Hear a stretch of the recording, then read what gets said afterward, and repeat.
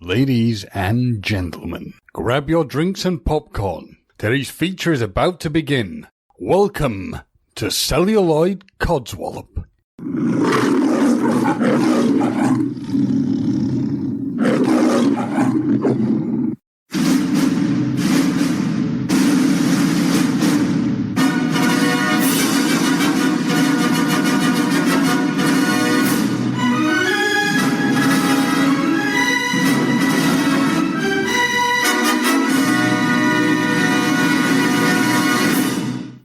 Hello and welcome to this episode of Celluloid Codswallop. I'm your host, James Jr., and I have a very special guest with me. It's me, everybody. It's Gemma. Yay! It's the boss! Because once again, Stafford is far too busy off doing Redacted Yep. that we can't talk about. So No. I thought, who better to have on for the review than the person who chose this film? Yes, As it was your suggestion. Which eventually got mentioned. Yeah. I'm sorry I slept after you sent me the message. Then I remembered. No, I was actually really grateful because as you remember, the topic on hand, as it were, was Charlize Theron films. Mhm. And unfortunately, that woman has not had a shining career in movies. No. There are very few that are, shall we say, even remotely good, let alone enjoyable. Yeah, exactly. So I'm grateful for you to providing one that was at least tolerable to watch. Yes. Yeah, that's the thing. Have we said what the film is yet? I know it's on. I know when people click on it, it's going to say what the what the actual film is. But I was just about to introduce it. Oh, okay, you carry on then. Yeah, remember, you might be the boss on the main podcast, but this one's mine. Well, technically Stafford's, but he can't be asked. So yeah, it's yours. Yeah, and he's not here, so it's mine. Yeah. So yes, exactly. the movie in question is A Million Ways to Die in the West. It is a Seth MacFarlane project. He both wrote and directed and starred in it. Yeah. Because of course Many he does. hats. Many hats in this film. Yeah, definitely. This is his second feature film. This was 2 years after Ted, where, again, MacFarlane wrote, directed, and starred, but not physically on screen. He was only the voice of Ted, whereas in this one, it's a live action, and he is front and center. Yeah. Now, I want to ask you, Gemma, what do you like about this film? What do I like? I do enjoy this film. I think it's kind of one of the ones that, because it's quite interesting, because obviously we had to reschedule this episode, so I watched it twice just to recap on what was going on and stuff like that, because I don't retain the information quite as well as the Jameses do. But anyway, so it's quite funny because the first time I watched it, I was like, oh my God, I love this film. This is amazing. But then the second time I watched it, I must have watched it with a bit more of a critical eye, because I was like, that's irritating. That's irritating. But finally it's rubbing off on her. So it's okay to have standards with films and point out when they're really, really bad. So that I will go on to later on a few of the scenes that I know that they could have definitely cut out. But I mean, in general, I do like this film. It is just a bit of silliness. It's I vaguely remember that he wanted to make it like a real cowboy and western kind of film, but obviously it's going to have the comedy because it's him in it. But I think just in general, I really enjoyed the Sarah Silverman's character. She really makes me laugh. And there's a few specific scenes that happen as well. So I don't know, do you want me to go into the specific scenes that make me laugh, or we'll go through a plot synopsis first, and then you feel free to jump in if we get to a point where you were like, this is one of those scenes. Yeah, absolutely. I don't want to jump too far ahead, but yeah. No, that's absolutely fine. Yeah, for the most part, I do enjoy this film. And there is one massive cameo that I absolutely wonderfully love. But there we have it. We'll get into that in a minute. There are three cameos that always stick out in my mind, and I really hope it's the same one that I love. Yeah, because it's just that little. It's just it's classic Family Guy style cutaway gag. Yeah. So it's perfect. Yeah. But yeah, I have to admit, I have a soft spot for old westerns. Mm-hmm. Like, I genuinely like watching John Wayne's movies. Yeah. They are silly and ridiculous, but there's something, I don't know, kind of reassuring about them. Like, I have the Magnificent Seven on my hard drive on my computer, and I will just put it on and have it on in the background. Just having Yul Brynner and Charlie Bronson running around, and Steve McQueen, and all those guys, and there's a charm to that era. Yeah, like there's a reason Red Dead Redemption 2 is such a well beloved video game, because it is this period. So watching someone make what would have been, even without the comedy, a decent cowboy film. The plot is actually a pretty decent cowboy film. So it starts with our main character, Albert, who is played by Seth MacFarlane. He's a sheep farmer. With a sheep that stands on the roof with a... He has one mentally challenged sheep. Yes. He has one mentally challenged sheep that he often finds sat on the roof. So in this film, he has a girlfriend called Louise, and she's played by Amanda Seyfried. Does a wonderful job. Again, I love watching movies where people get to explore their comedy chops. So when it comes from people you don't expect it always makes me feel happy, because I'm like, oh, it's nice to know that this person is not just a soulless mimic who can just change their face whenever they want, but they can have fun with the project. Mark Wahlberg is one of my favorite actors for that.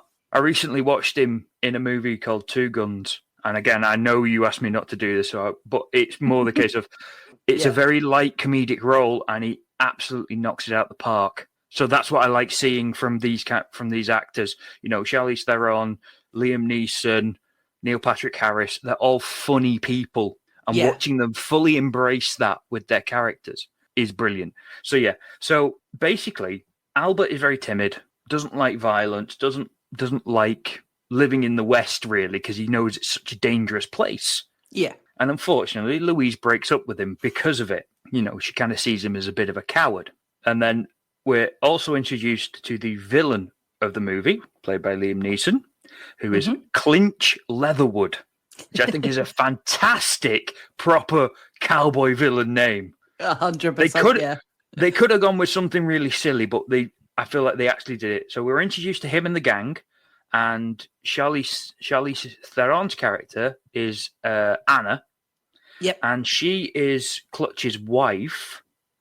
And if I remember correctly, she was sold to Clutch at like 12 to be his wife. So there's not, it's not a real marriage, in that sense, but it's all she's known, and it's safety. Yeah. So there's a slight thing to that, which is that she actually was 9. And, Sorry. Yep. Yeah, because she didn't want to be one of those. She didn't want to be one of those 15-year-old spinsters. That was it. It. And they had and what was it during one of the scenes? She says, well, we didn't consummate the marriage until I was 10. Oh, great! So you waited a year. Well, actually, it was probably a little bit less. yeah. They really put a light spin on. Yes, really put a light spin on that one. That we really wouldn't normally laugh about, but again, it's good as a comedy. But also the other side of it is that because it's of that time as well, because people obviously did die a lot younger, didn't they, in those days? Well, so there's a fantastic scene where it's the day after Albert's broken up with Louise, and he meets up with his best friend, who's played by Giovanni Ribisi, and they watch a guy get crushed to death by a giant block of ice. I love that scene. And Albert's just like, hey, we're in the middle of the desert. Yeah. That went south so quick.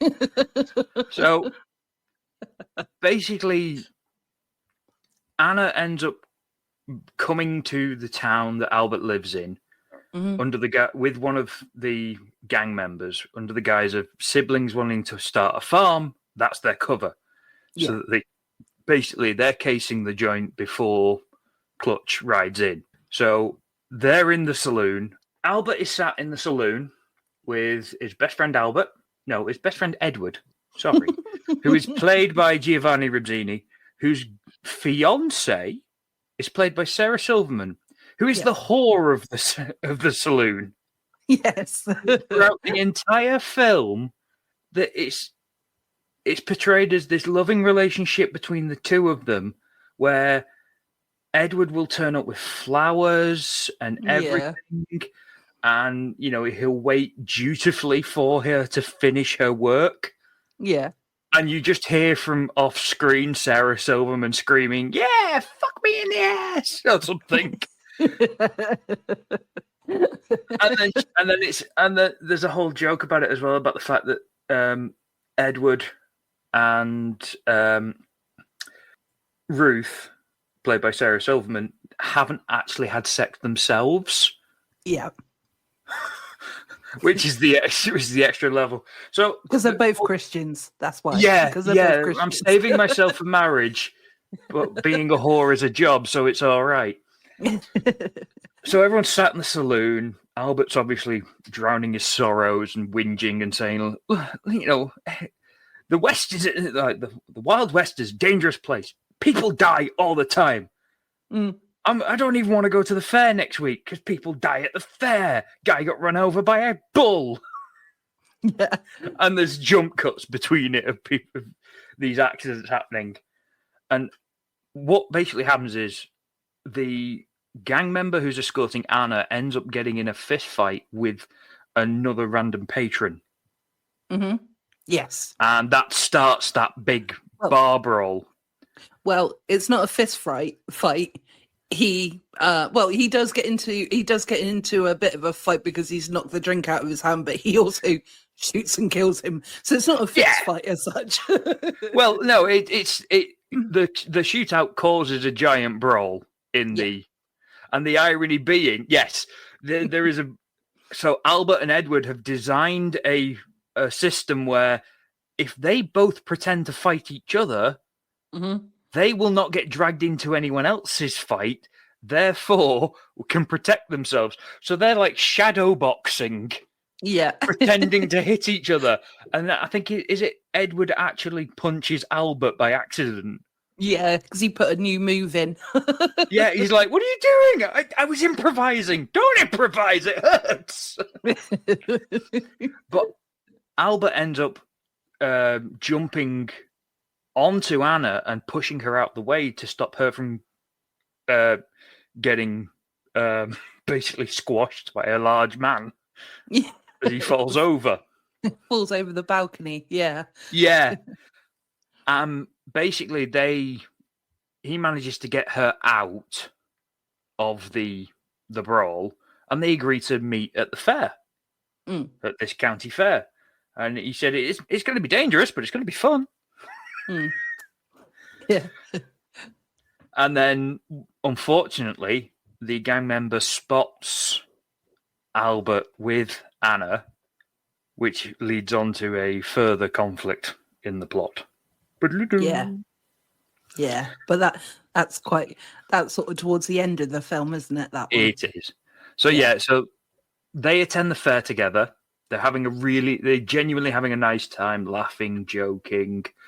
And then Albert sees Louise with Foy, the town's barber, who has a marvellous moustache. Yes, he does.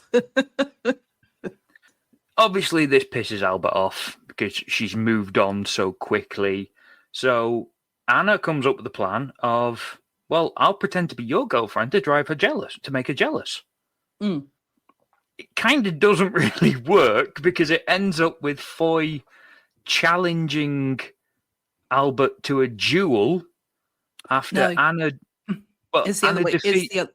Oh yeah, sorry, it's the other way around. It's actually Albert who challenges Foy to a duel after what you were about to say, because yes, he gets really angry, doesn't he?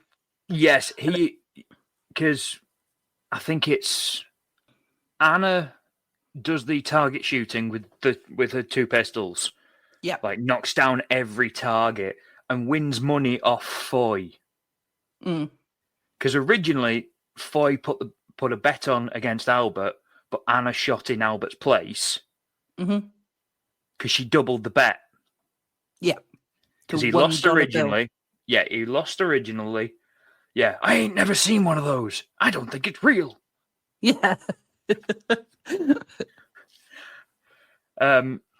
So she outshoots him. Foy then insults.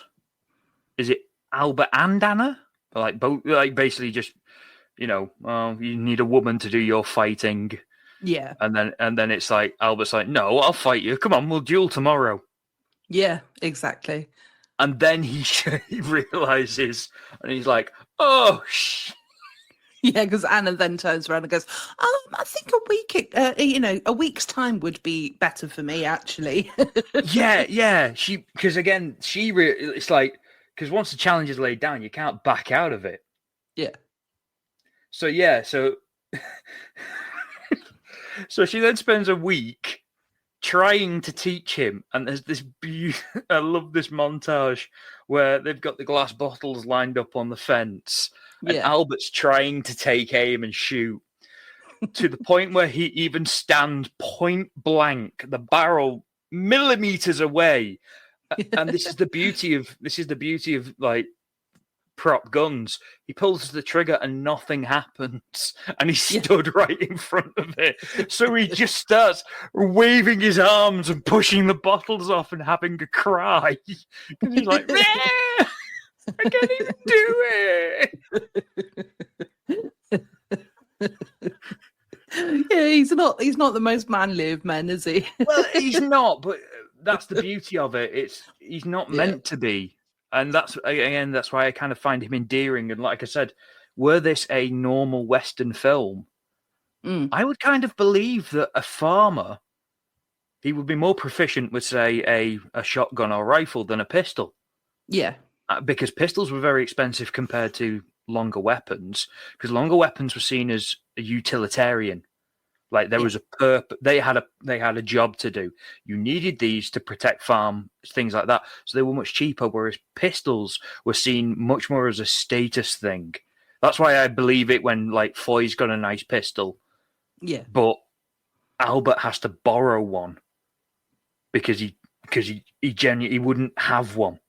Mm-hmm. So there's that level of realism of, a farmer probably wouldn't win in a duel. He could probably shoot if he were given, the option of, well, can I use my rifle instead of a pistol? But then it's not really a duel. Yeah, that's just a shootout. Yeah. That's just a shootout, and at that point, believe it or not, there are rules to killing each other with guns. It has to be fair. Bit of etiquette. Yes, very unsporting. So the night before the duel, there is a dance, a nice barn dance. Anna looks absolutely gorgeous. She turns up in this beautiful floral dress, and then there's the hilarious moment where she lifts up her skirt to reveal this iron cage around her waist, and she's like, "There ain't no way I'm sitting down in this." Because I don't know how she walked in it, to be honest. I don't either, because there is that joke of because he when Albert sees her, he genuinely thinks she looks gorgeous, but he points out the size of her bustle, and that's when she lifts up the skirt and there's this giant steel cage. But then then there is the scene with quite possibly one of the best musical numbers that I've seen in it, because again, this is the reason I think I like this film is because it's a spoof, and spoofs are few and far between in good ones. And this is the prime example. During one of the dances, Foy goes up to the band that are playing and requests a song. Mm-hmm. And it's If You Only Had a Mustache. Yes. This leads to a giant barn dance with Anna, Albert, Edward, basically everyone, and it's like a proper barn dance song. They're all bowing and curtsying, and then they're dancing into the middle, and they're all changing partners, and then unfortunately Albert gets knocked on his arse. He gets stuck in the middle of the dancing, doesn't he? Yeah, he gets stuck in the middle of the dancing, and I think all the girls do a high kick and kick him in the face. Yeah. And then he gets chased further into the middle, doesn't he, by the men who are walking towards him. So... Yeah, because they're all lurching towards him like, a mustache, if you only had a mustache. So Anna sees him being belittled and sneaks laxative into Foy's whiskey. Yes. That night. And then Albert and Anna leave the barn and they have a bit of a kissy kiss. They do. Yeah. And that is also seen by the fake brother / gang member who broke out of jail the night of the barn dance. Yes. Which is what causes even more issues. Because Anna and Albert have been having some really tender moments throughout the film. There's the fantastic moment where I think it's like after day 2 of shooting, they're sat in the desert looking up at the stars, and then there's the snake. Yes. I like that one. The one that I could do without, the scene that I could do without, is the one where they're eating a pot brownie. I'm just like, that could have been deleted. Yeah, that felt a bit too much like they felt they needed another scene, but it didn't really make sense, like from a character point of view. But I also know that Seth MacFarlane is a big marijuana supporter, as is a lot of the other cast. So yeah. So Foy's drunk his tainted whiskey. Yep. And they come to the duel. Poor Neil Patrick Harris is shitting in everyone's hats. I love that scene. he's trying to walk and shit at the same time. He shits in his own hat, and there's a brilliant scene where... No, his own hat is... Yeah. His own hat is the second one, sorry. Yeah, his own hat is the second one. No, sorry, I don't mean to cut you off again. No, you're right. I'm sorry. Yeah, sorry. His own hat is perfectly on his head because it's his. He's pinching people who are watching's hats so that to try to shit in those. Yeah, and there's one scene where he's trying to grab at someone's hat, and this extra just does it perfectly. Just bats his hand away every time until about the third time when he grabs it and shits in it. Yeah. But this is where Albert decides that, Louise isn't worth it. Yeah. Because that's why he was going to have... Because, again, he's realised that it wasn't love, it was more like, it was just, it was infatuation. Mm-hmm. Yeah. It's like, yes, I wanted to have a girlfriend, but I've realised that there are better women out there, women who like me for who I am, not who I need to be. Yeah. So he forfeits the duel, goes back to the saloon, because he's just like, sod this. But yeah, this is when Clinch finally arrives and reveals the truth. Yes. In the middle of the saloon, which is the scary bit. Because this is the second cameo. I actually forgot the first one. The first one was during the fair when we see Ewan McGregor. Yes. I was going to say that I have got a little bit of information about that. So should I bring that up now? Or Please do. Yeah. So obviously cameo Ewan McGregor. He actually wasn't supposed to be on this film at all.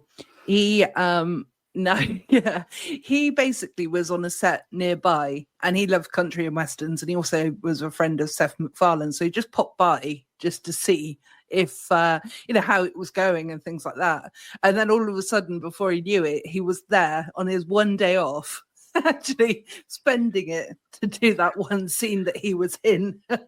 And the weird thing is, he has a line. Yeah. Well, I suppose they had to give him a line at that point. Well, everyone was belittling Foy. Everyone was laughing at what Albert was saying before they had the duel. Yeah. And it just cuts to Ewan McGregor, and Ewan McGregor goes, "I was only laughing because he was laughing." Yeah, and the guy that he pointed at is actually a friend of the podcast, Ralph Garman, who was actually on episode 5 of this podcast. So just to give a little shout out there. But, yeah. So yeah, that's and so the second one is Clinch is basically trying to find out. He reveals who it is. He's like, I'm going to kill people unless the person who kissed my wife turns up tomorrow for a duel. Yeah. And the person that he kills in the bar is everyone's favourite merc with a mouth, Ryan Reynolds. Yeah, exactly. But he didn't have any lines, did he? He was just he just... I think all he does is point to himself and shakes his head. Yeah. And Clutch shoots him in the chest. Clinch shoots him clean in the chest.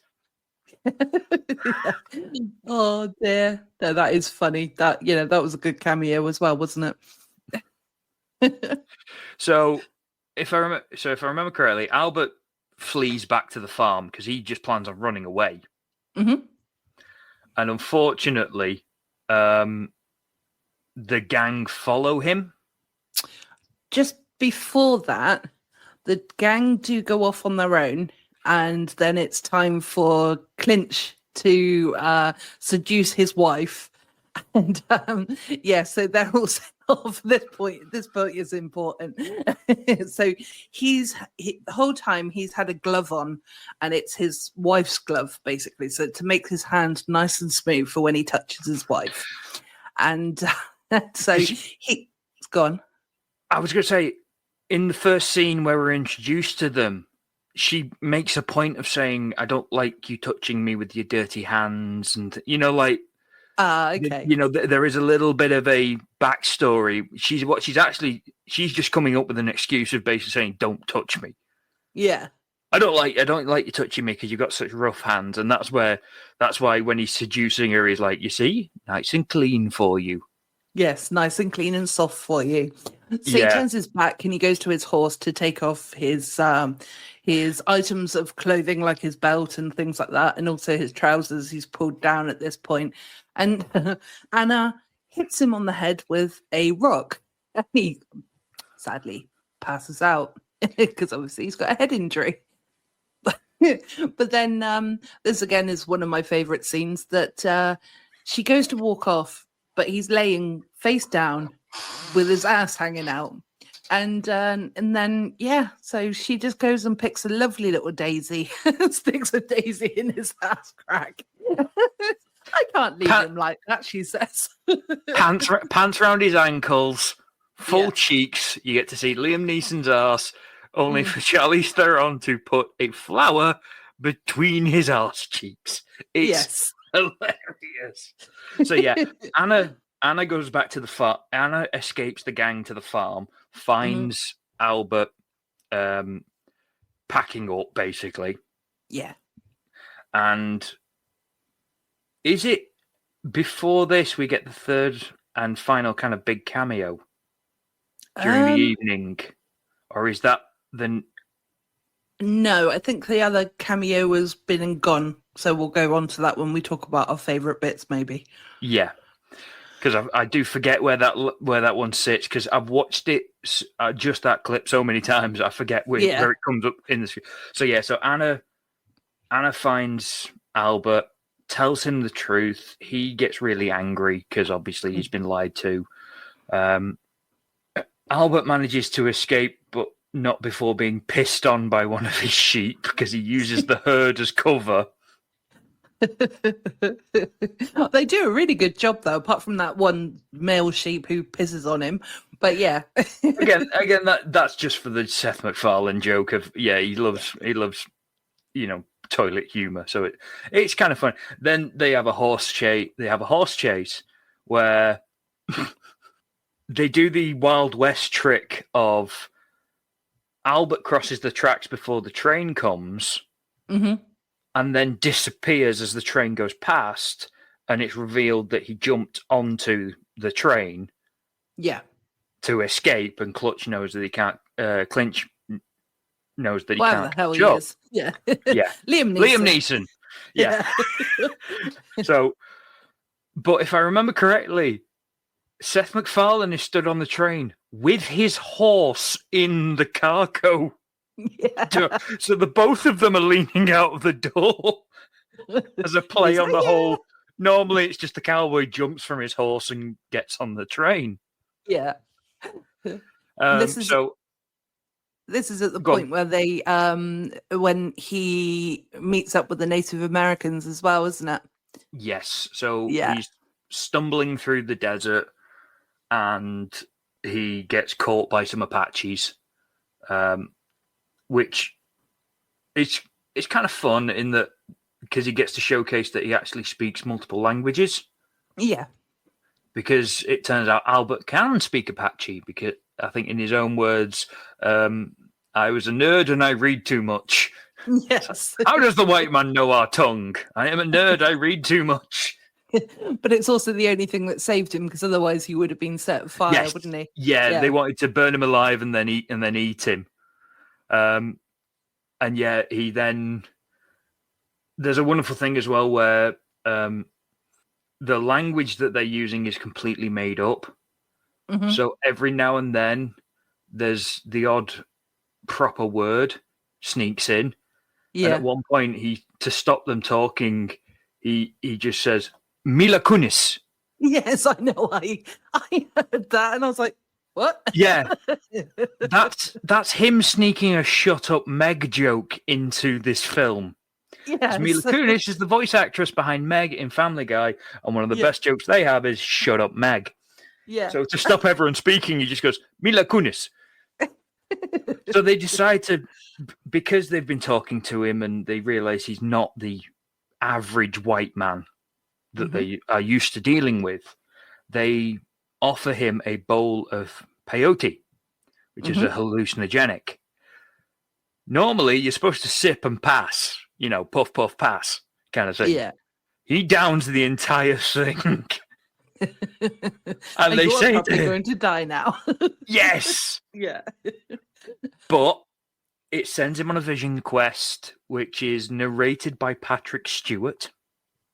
Oh, nice. I didn't pick up on that, actually. So, nice. Again, Patrick Stewart is a huge fan of Seth MacFarlane. He works with him on Family Guy. He's worked with him on American Dad. He absolutely loves working with him. So Patrick Stewart is narrating as giant-legged sheep walk over the land. Bumblebees with Liam Neeson's face attack him. Yeah, and it's but it's also gone into the future, isn't it? Way, way into the future, sort of like our time from the 1883 or whenever it was that it started. And and then you get a massive crow as well. Not crow, bald eagle, don't you? Yeah. Massive testicles. Yeah, and he kicks it, he boots it between the testicles, and it's absolutely hilarious. as much as I don't really like it, just because it does feel out of place. The jokes I can't deny aren't funny. Yeah. So he finally wakes up, and the Apaches are actually kind of impressed that he woke up. Yeah. So what they do is they give him a bullet coated in snake venom. Yes, rattlesnake. And there's a scene where he's seen carving a cross into the tip of the bullet so that he can put some poison in, lets it soak, because he realized that he's never going to kill Clint. Clinch. Never going to kill Liam. Yeah. He's never going to kill Liam, but he might wing him, because he said his accuracy was getting better.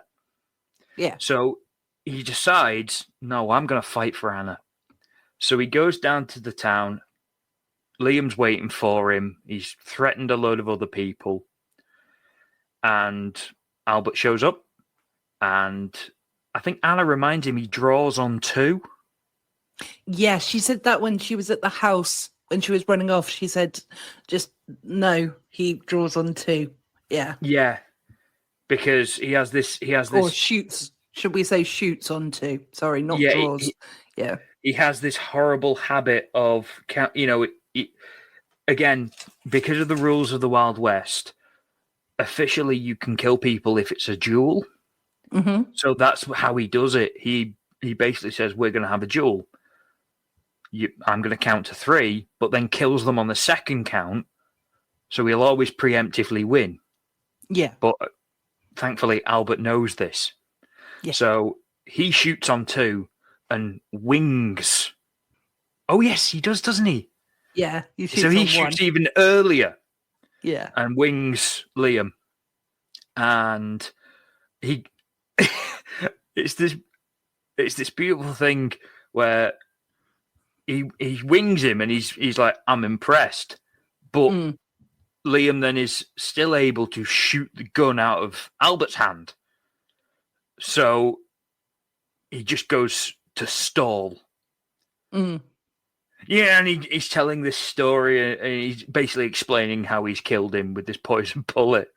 But sorry, just to interrupt again, because no, go for it. He says that he's a religious man and that he wants to do the death call, doesn't he? Which is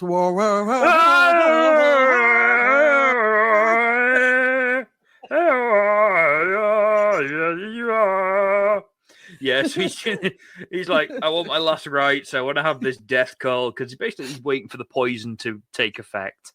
Yeah, I love the fact that it just turns into I can't remember what the song's called, but it does, turns into he just starts singing. Yeah. So yeah, and even Louise tries to win him back, and he's like, I made a mistake. Foy was the wrong person. Yeah. But there's this wonderful thing where mid tirade of him trying to stall, Edward and Anna are leaning over. And I think Edward's poking him with a stick. Yeah, I think so, yeah. And Anna just goes, Albert, he's dead. Yeah. He died like 3 minutes ago. Oh, did he hear my story? Or he's like, oh, that means I did it. So Louise tries to win him back after obviously he wins the duel, and he's like, no, you made your bed, plus I have Anna now. Yes. So, which is a massive upgrade. Yeah, huge upgrade from Gollum in a dress.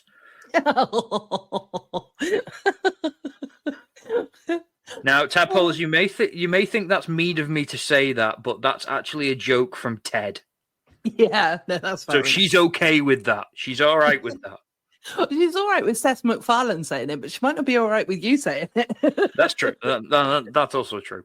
But yeah, so Albert is also given the bounty for killing Liam Neeson. Yes. Yeah. And he decides to take Anna arm in arm, and they buy a shit ton more sheep. Yes. Yeah. There's so many And- sheep in the field that you can't see the field anymore. Yeah, and they live their happy ever after of just them two knee deep in sheep shit. Yes. Just how they both wanted it. And then there is The end. a fourth cameo that often gets missed because it's post credits. Yeah. It's still a Which very good is- one. Yep, the target game that Anna impressed everyone on and defeated Foy was called The Runaway Slave.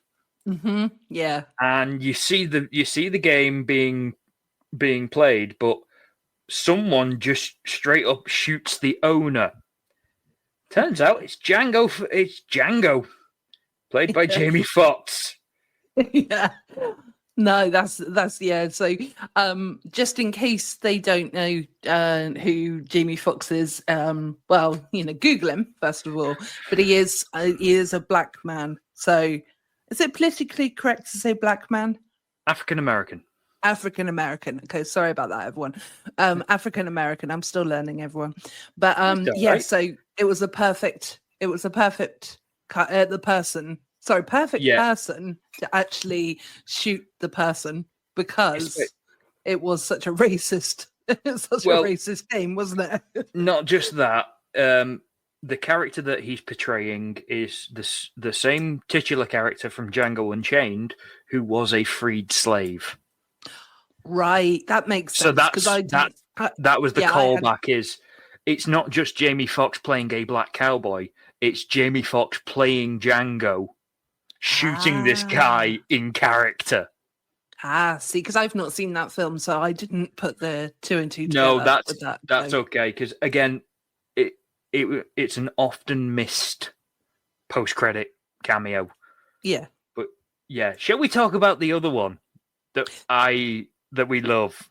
Yes, which is, I believe it's either just after or just before the barn dance.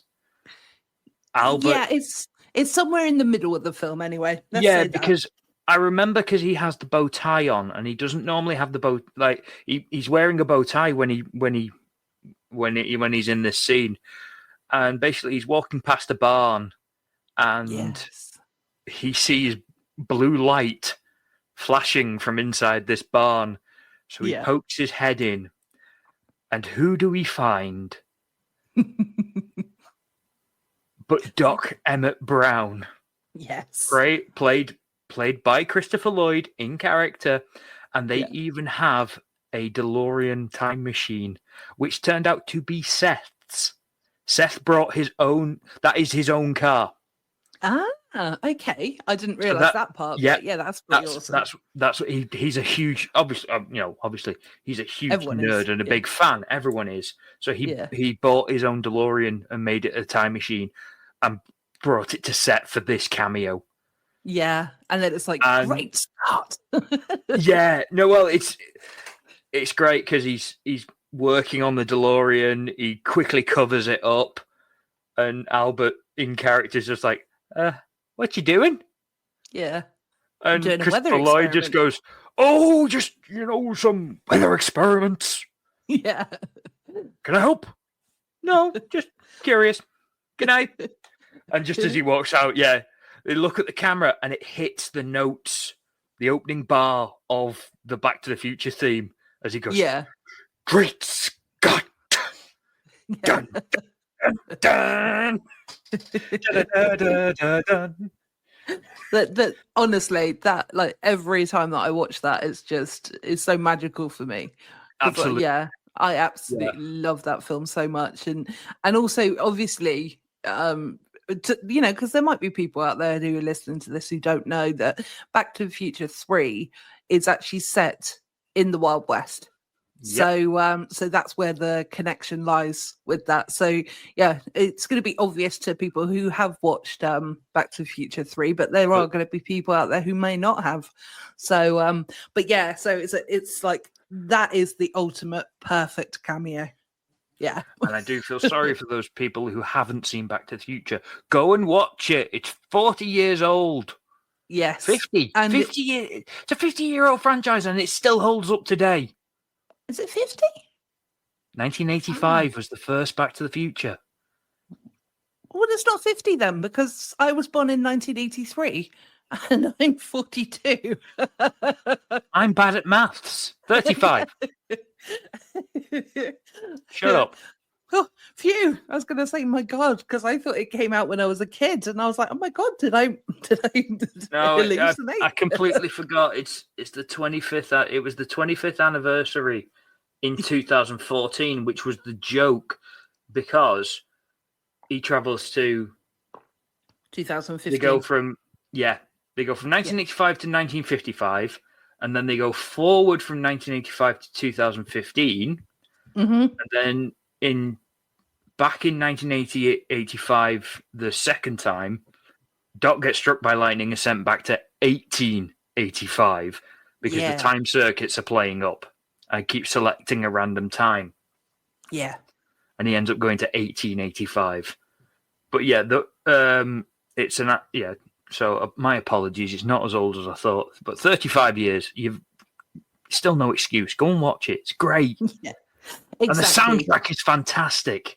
Oh my goodness. Everything about it is fantastic. And I think we should do a review on that one next.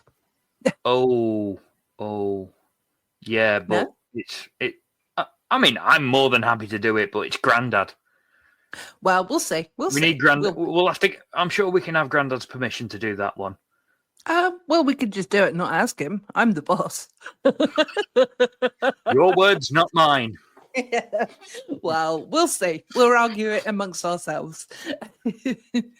So yeah, I as an overall, I genuinely do like this film because, as I say, what bothers me the most is it would have worked as an actual cowboy film. Yeah, me too. Because again, there's little things that you could have tweaked where it's like the jokes could have had a serious repercussion. So, like for example, the Apaches didn't kill Albert because he's a farmer, not because he's he lives off the land as they do. So they have a mutual, they have a mutual connection rather than the joke is I read too much and I learnt your language just by accident kind of thing. Yeah. So, but with things like that, this could have been a proper epic Western.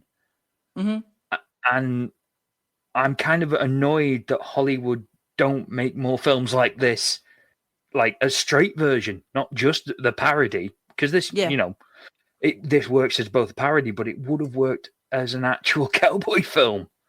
Yeah, no, definitely. Because even to the opening credits scene, if you didn't have the music there and you were just watching it without the music, that is a very country and western kind of film. Lots of aerial shots and the beautiful backdrops you can just imagine that it's just you're waiting for the words John Wayne starring John Wayne to come up, or it's exactly. It to be like Lone Ranger, because it's the iconic sweeping landscapes of the desert with the giant rock formations and things like that. Exactly. It's genuinely shot with heart. It's not a cheap, nasty sound set where they're just trying to poke fun at things. They've actually made a competent film just with an added twist of comedy. Yes. Yeah. So I was going to say that, when you actually are listening to the music, and talking about the first bit, that it does kind of sound authentic for that kind of film as well, but it also has got like a jolly twist to it, which kind of gives you the impression that it's going to be serious, but it's also going to be comedy. They're taking the setting completely seriously, but it is going to be exactly what you think it's going to be, in that it's going to be a Seth MacFarlane film. Yeah. But I'd say the only weak thing for me is Seth himself. Seth is great as part of an ensemble. So, because I love The Orville, which is his TV show, which is his knockoff Star Trek. I love that, but that works because you can focus on the other characters. The stories do not all revolve around Seth. Whereas he is the leading man, and I just think at this time, he wasn't ready for it. No, I was going to say to that as well that it's kind of when you're watching him. I think he's really handsome, so I'm more than happy to look at him. So so it's no complete criticism, but at the same time, it's like every time he does act, he is playing the same character. He's not putting anything extra to it. No, yeah, it's like he may have a different name, but underneath it all, he is still Seth MacFarlane. Yeah, he's like it's I call it the Dwayne Johnson syndrome, where it doesn't matter what he's in, he's always playing himself. Yeah, playing with himself. But that's kind of Seth's problem as well, because he's so used to just simply putting on different voices to play different characters. When he is in front of the camera, he tends to fall back to that same thing and forgets that he is portraying a different person entirely. So you kind of see it in like his body language is a bit too relaxed for the situations, but his voice is perfect. His voice is on point for like his expressions, his emotions, but you can kind of tell that he's not used to being on camera. Mm-hmm. Yeah. So again, for a lot of it, Charlize Theron carries a lot of their scenes. Again, it's great to see her having some comedy chops. And again, Liam Neeson, the trailer's just come out for the new Naked Gun remake. Oh, has it? Oh, awesome. Yes. Liam Neeson will be playing Leslie Nielsen's son. Nice. So it's a generational thing, and Seth MacFarlane is writing the new Naked Gun. Oh, that sounds good. Oh, well, yeah. I have to check that out then. The trailer is hilarious because it starts with a bank robbery and a little schoolgirl skips in and just walks straight into this bank. One of the robbers points a bad guy at it, a gun at her, and she pulls out a lollipop and then pulls off her face to reveal Liam Neeson, who then stabs this bad guy with the lollipop stick before pulling it out and throwing it at another bad guy, and it's sticking in his mouth. And it just pans out once he's rescued all the hostages. It just pans out to him putting his foot up on a box and saying, "I'm Frank Drebin. I'm with Police Squad." But he's wearing a schoolgirl's uniform and he's got strawberry-covered knickers on full display because he's put his leg up. I'm gonna have to watch this trailer. Yeah, I think it was snuck out with the Super Bowl. Okay. It was one of those where it sideswiped a lot of people, but it was also close to April. So I think I was like, this could be like a really impressive April Fool's joke. Or this is genuine, and then that's even more exciting. Yeah. I know with the Super Bowl though, they have done something similar in the past, and it was I think it was Ferris Bueller's Day Out or something, or Day I can't remember. Yeah. But they also pretended that there was going to be like a remake of that, didn't they? And then that never came about. Yeah, so, They also did the Son of Dundee. Not familiar with that one. Yeah, basically what they did was they made a spoof trailer with Chris Hemsworth and Danny McBride. Okay. With basically, it was going to be a sequel to Crocodile Dundee, but it was going to be his American son coming back to Australia, and then halfway through the advert, because you do see some scenes with like Liam Hemsworth and them in the bush and Danny being completely useless, and then it cuts to them sat in a restaurant, and Danny just turns to Liam and goes, "There isn't a film, is there? You just wanted to make a travel advert for Australia." And Liam's just like, "Yeah." And that's what it turned out to be. It was actually, it started as a movie trailer, turned into, "Please come visit Australia. It's beautiful." Yeah. And I imagine it is. Hey, it can be, Depends which bits you go to. Yeah. Well, that's the case for anywhere, isn't it? I suppose. Well, Anyway, I think we're moving on to travel. We're not supposed to be a travel podcast. But I think final thoughts. Final thoughts. I think I still really love this film. I've gone from dislike, like, and love now. But no, I never dislike it. But like I said, I did see it a little bit more on the critical side. But no, I think it flowed really well and it's easy to watch. And, it's nothing that's too, you don't have to concentrate too much in this film, which is always a bonus as well. So, So if you were to give it a score? Out of how many? Well, I'll let you decide. You can do it out of 7 if you want. Okay, well, we'll do it out of 5 because that's normal. Solid 5 out of 7. I don't know what. Well, no, I was actually going to say about a 3.5 out of 5. Yeah. That's where I've got it about as well. Yeah, because I'd say that, there is, like I said, that, well, we both said that, like, Seth MacFarlane, as great as he is, and like I said, as beautiful as he is to look at, he is a bit stiff. So, and not in a good way, ladies. Okay. And, but, there's an awful lot of it, but even down to... going sort of talking about like the things that the doctor would prescribe as being a blue jay that's sucking out the blood. I've got a headache. Here, let this blue jay tap on your forehead. Yeah, or a nose nail. Yeah, I've got a hangnail. So right, I'm gonna just drive this iron rod through your ankle. Yeah, there's so many little jokes that just come back to you, because that's the funny thing. You forget, and then you'll suddenly remember and just start laughing again, because it is little things. It's the little jokes that get you, not just the full setups.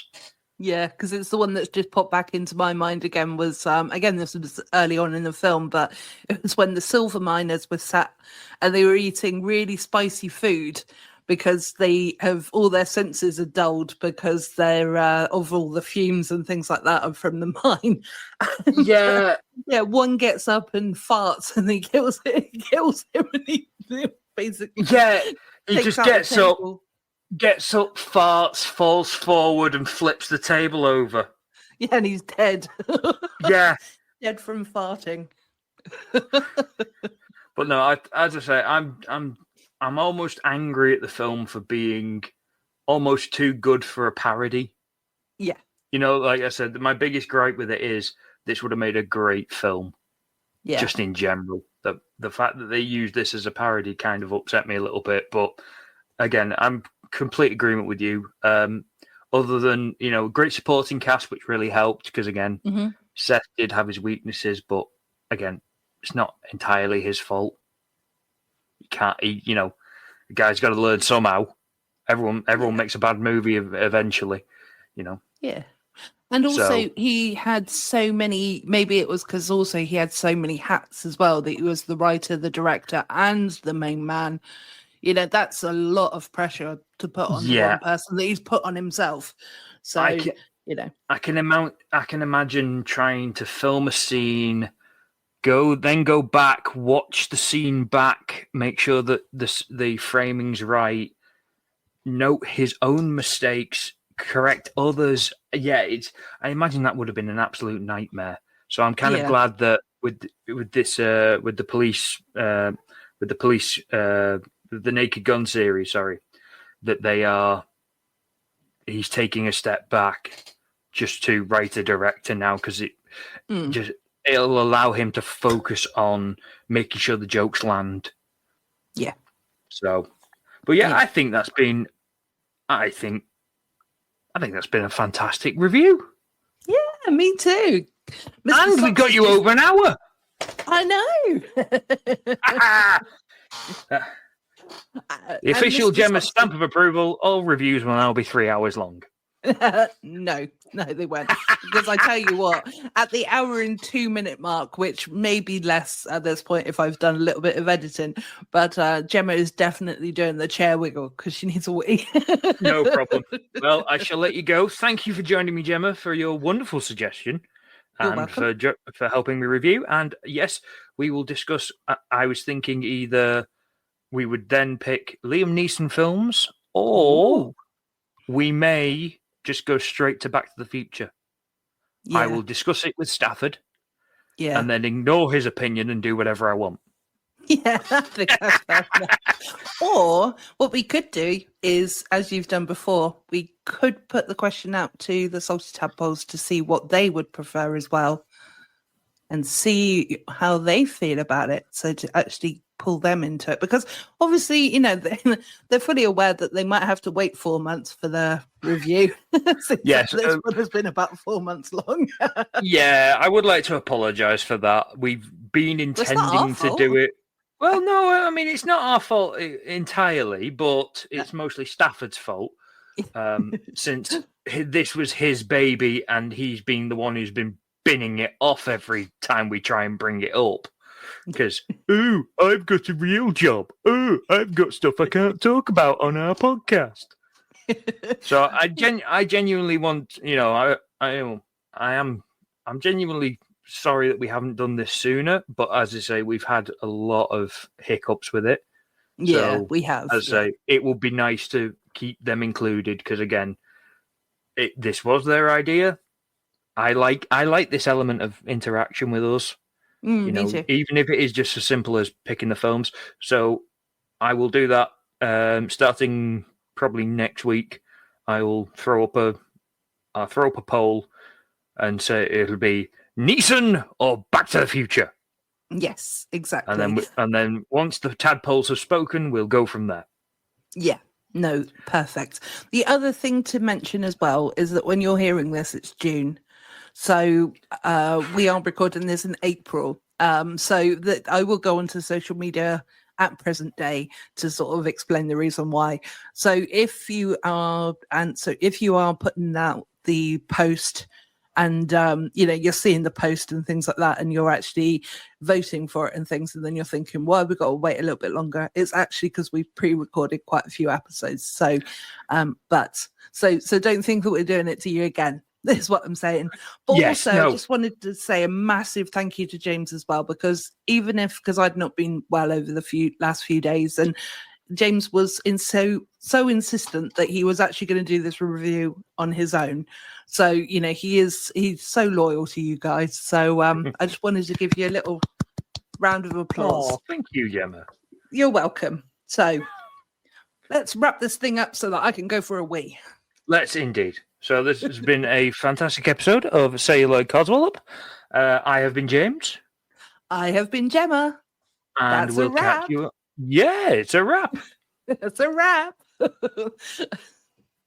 That's a wrap. That's a wrap. Yeah. This podcast is a production of Unfiltered Studios. If you would like to know more about joining Unfiltered Studios, please visit our website at unfpod.com for more information.